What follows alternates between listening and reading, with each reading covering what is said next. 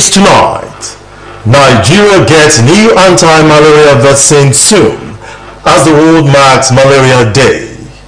Osun government moves to engage youth productively in entrepreneurship.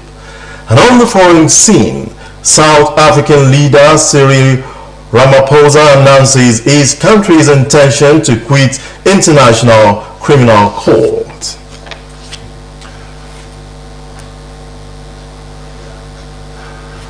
Good evening and thanks for joining us on Major Reports tonight. As the globe marks this year's World Malaria Day today, a stakeholder has called on government and health parties to renew vigor and financing towards ending this scourge. The chairman of the Pharmaceutical Society of Nigeria Lagos State Chapter, Bolagade Yola, told newsmen that the estimated cost for an individual to treat uncomplicated malaria in Nigeria ranges from approximately 700 naira to 3,000 naira, depending on the type of treatment and the healthcare facility visited. Yola added that the cost for treating complicated malaria could be significantly higher, ranging from 20,000 naira to 60,000 naira or more, on the cost of Nigerian government, which includes expenditures on healthcare facilities, medication, and personnel. He added that the exact cost is difficult to estimate, but it is estimated that the government spent approximately 50 to 60% of its healthcare budget on malaria control, prevention, and treatment. The federal government has said the RTS-AS01 malaria vaccine is expected to be in the country by April 2024. The Minister of Health, Dr. Osbc, who spoke at the press briefing in commemoration of World Malaria Day, said Nigeria has applied for the RTS-AS01 malaria vaccine and the third application window for the vaccine, which ended April 18, 2023. World Malaria Day is celebrated on April 25 every year to highlight the need for continued investment and sustained political commitment to malaria prevention and control. The World Health Organization recommended the widespread use of the RTS-AS01 RTS malaria vaccine among children in sub-Saharan Africa and other regions with moderate to high Plasmodium falciparum malaria transmission. Dr. Osbc, who was represented by the Permanent Secretary of the Ministry, Maman Mahmouda, added that the national program is working closely with the National Primary Health Care Development Agency and other stakeholders in assessing and deploying malaria vaccine in a phased version subject to availability of needed quality. As the global community marks World Malaria Day, Nigerians have been called upon to collectively join hands with the government in eliminating the scourge in the country. The Director of Public Health in the State Ministry of Health, Dr. Akim Bello, who made a call while speaking with Osbc News, said every community has the responsibility of maintaining an hygienic environment that will discourage the breed of mosquitoes that transmit the disease. Our reporter, Oluchi Amuda, completes the story. Malaria is a serious and sometimes fatal disease caused by a parasite that commonly infects a certain type of mosquito that feeds on human blood. People who get malaria are typically very sick with high fevers, shaking chills, and flu-like illnesses. Reports say in Nigeria, the federal government spends 55% of the recurrent health budget on malaria prevention and control, as the epidemic affects 51 million people and 207,000 deaths are recorded yearly. Dr. Akim Bello, of the Director of Public Health at Osun State Ministry of Health, stated that under 5 children are the most susceptible. He added that Osun State government will soon commence the distribution of insecticide-treated nets to help in the fight against malaria. The majority of people with malaria are just below 5. because those are the ones that our immune system are yet to properly developed. Adults, they've had bouts of malaria, so there's no problem. They're used to it. But people, young, newly born, that they don't have strong immunity, they cannot fight against it. And that's where we have, among them, we have a case of complicated malaria. We have cellular malaria, we have severe anemia, and others. Very soon, we are going to carry out a project on malaria. Very soon. And we encourage our people. For example, now we are going to just put in that at billions of naira is into it. We don't want our people to come out. If you give them the net, they have to use the net. Speaking on this event, another medical practitioner, Dr. Femi Owege, stated that government's huge intervention in the prevention and control of malaria will be meaningful if every citizen cooperates with the government by sleeping under insecticide-treated mosquito nets, maintaining environmental hygiene, among others, so that the estimated 2.04 trillion naira routinely spent on treatment yearly will not be in vain. The environment is very important because the environment creates the room for the vector, which is the mosquito, to thrive. Because the environment is the place where the vector thrives, managing the environment is key to managing the vector as well. The management of the environment is not the task for individuals. It's not just what a few people in the community do and others don't. It's something for the entire community to achieve together. Because if you do it and I don't do it, we don't get results. So it's something that if you say, okay, you are doing environmental control, you are doing drainages, you are doing stuff, you are ensuring that there are no pools of water for mosquitoes to lay in. If a few people in the communities are not doing it, then they can produce enough mosquitoes to serve the entire community. The theme for the 2023 World Malaria Day is Time to Deliver Zero Malaria, Invest, Innovate, Implement. Oluchi Amuda, Osbc News. Osun State Governor, Senator Ademola Adeleke, has pledged the resolve of his administration to encourage entrepreneurship among the youth through regular government intervention. Senator Adeleke stated these at the graduation ceremony of first quarter of the year 2023's Skills Upgrade and Entrepreneurship Development Training Program for 1,200 youths held in Osogbo.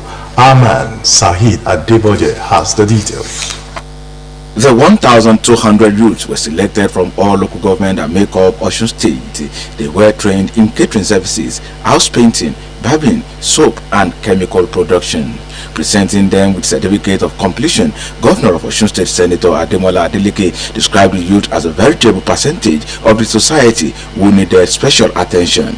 The governor, who was represented by his deputy Prince Kola Adeusi, noted that the state government has set necessary machineries in motion with relative partners to create 5,000 direct jobs and 10,000 indirect jobs annually. According to him, the state government is working on revival of some moribund industries with a view to creating more employment opportunities and reduce poverty in the state. The governor, who called on the beneficiaries to use the knowledge gathered and become self-reliant, maintained that beside the free vocational training, the state government, in collaboration with its partners, will assist with a start-up fund for their businesses. The objective of the program is to create 5,000 direct jobs and more than 10,000 indirect jobs annually, thereby strengthening commercial and industrial activities in the state.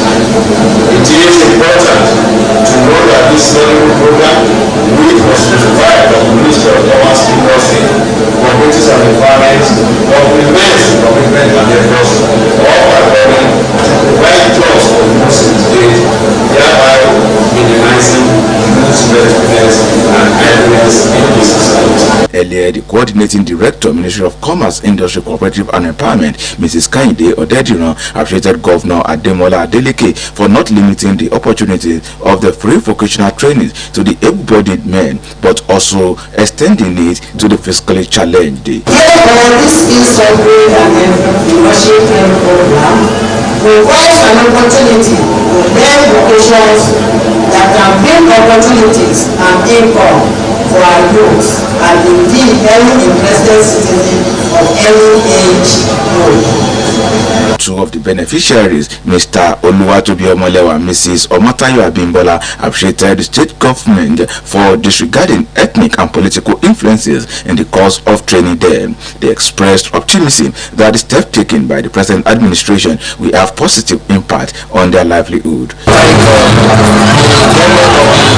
Osbc State for the opportunity they have granted to us. The training was open to everyone. It was not political. I want to use this opportunity to appreciate our dead for this great state because he has done a lot of things for us. The program climaxed with the inspection of some products made by the graduates. This is Saeed Adevoje reporting for Osbc News. We now go on a commercial break. Life presents hopes, dreams, and challenges. Challenges that can become successes with a little help. Because a little help can empower you to go from despair to celebration. A little help can keep you going until the race is won.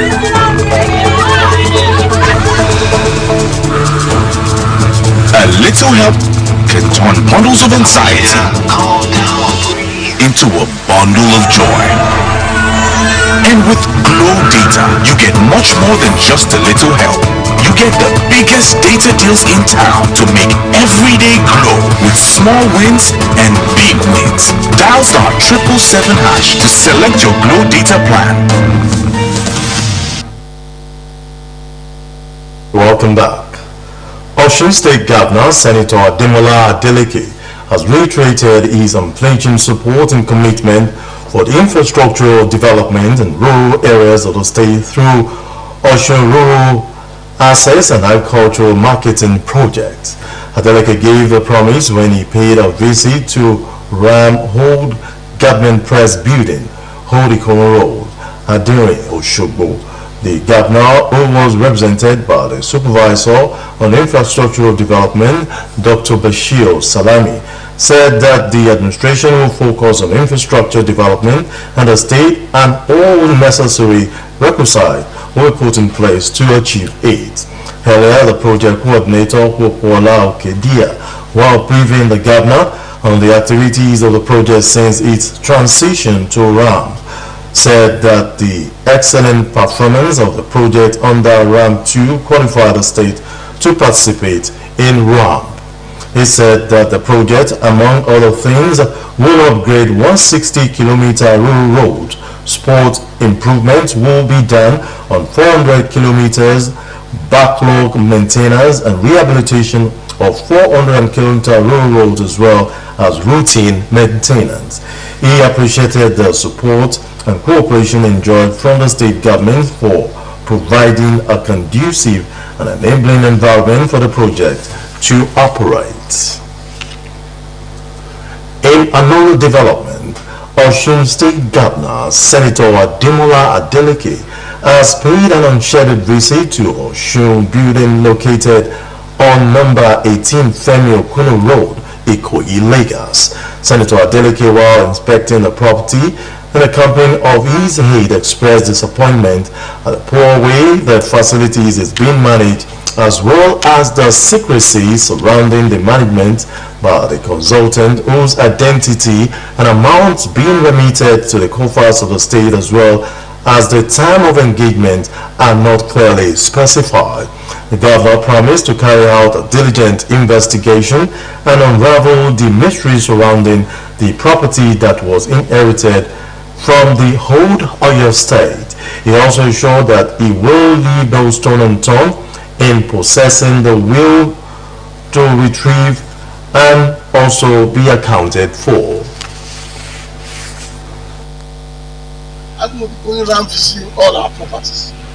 The way I did in Abuja, our listed office was abandoned for that 12 years. So I said to them, come and visit. And I came over here. I'm not happy with the way it is. Because any property that you want to do, I heard that it has been leased, to somebody they have made it to, they converted it to an apartment, 2 bedroom, 3 bedroom, and 1 apartment. That's what they did. So I went around to see what is going on. I even further investigated. I asked people that live here, what's the deal about this ritual? And they are collecting service charges for people, and this is Koi. And if you are collecting service charges, they're supposed to enjoy it. And that means that people will give us a bad name. We will still issue property. So we're going to work out the modality of the lease or whatever, and then we come up with every time we take life, that means that we don't have water in the Koi. And this is also state property.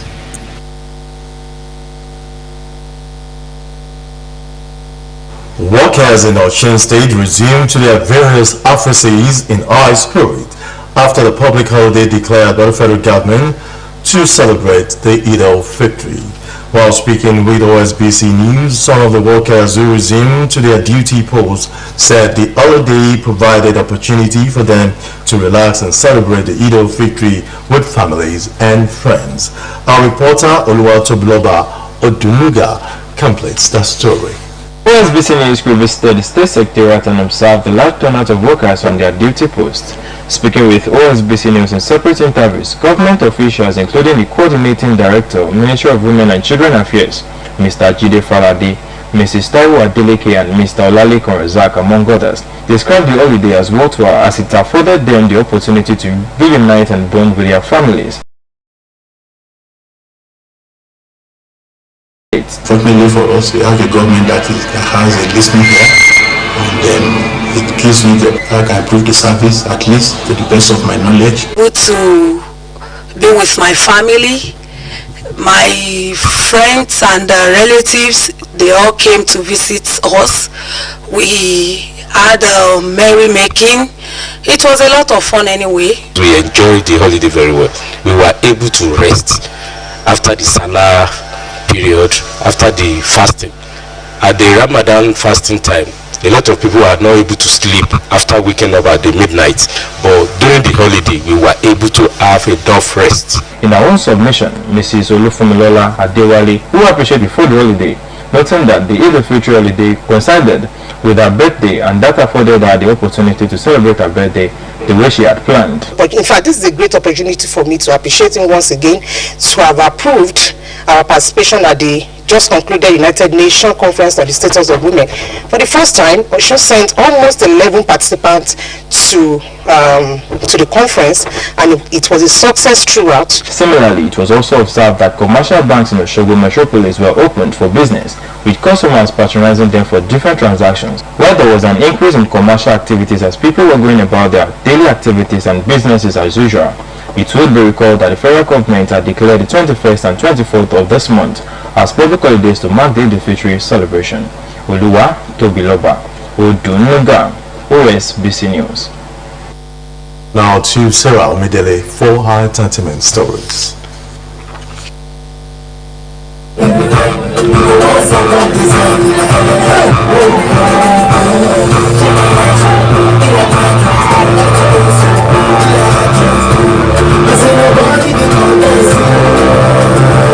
Famous Afrobeat crooner David Adeleke, popularly known by stage name Davido, has expressed gratitude to his followers for the success of his timeless concert in Lagos. Sharing a clip of the concert on his social media page, Davido appreciated his followers for their love and unmatched energy at the concert, while he further hinted on his upcoming global tour. According to him, the energy was everything he could have imagined. As expected, colleagues and fans in the entertainment industry stormed the concert venue to show support for the singer. Meanwhile, few hours after his concert in Lagos, the Nigerian singer met with the Botswana president, Bokwetsi Masasi, where he attended the Forbes 30 Under 30 Africa Summit in Gaborone. Report says the IF crooner shared some insights about becoming one of the biggest artists in the world, while also running a successful label. Taking to his Instagram account, Davido shared moments when he was captured, bowing and shaking hands with the president at the welcome dinner. Meanwhile, Davido will perform and speak at the Forbes Under 30 Summit in Gaborone, Botswana.